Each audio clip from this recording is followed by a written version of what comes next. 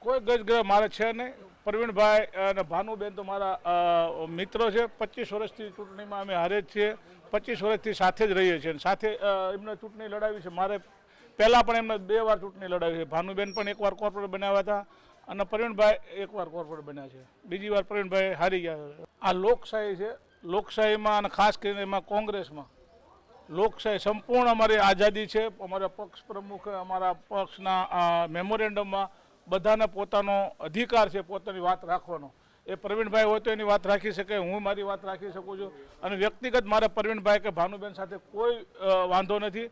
અમે એક જ છીએ, એક જ રહેવાના છે એવી મારી પોતાની અંદરથી દિલથી લાગણી છે.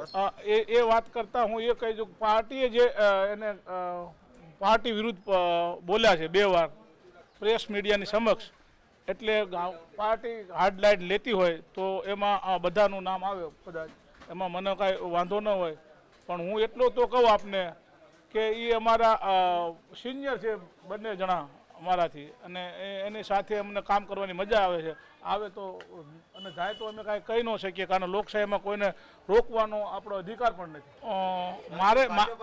મારે હાઈકમાન્ડ સાથે વાત થયા મુજબ હાઈકમાન્ડે એવું કીધું છે પ્રવીણભાઈ માફી માગી લીધી છે અને લેખિતમાં હતી એકવાર માગી, એકવાર રૂબરૂ અહીંયા જઈને માગી હતી, પછી પાછા લેખિતમાં પણ માગી છે.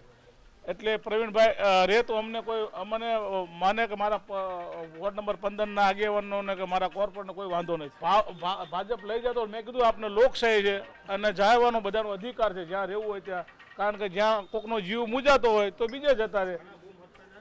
મેં એકવાર અનુભવ કર્યો છે બીજે જઈને, આ તમારી વચ્ચે મારું પાપ પોકારું મેં એકવાર અનુભવ કર્યો છે અને કોંગ્રેસને નુકસાન કર્યું હતું.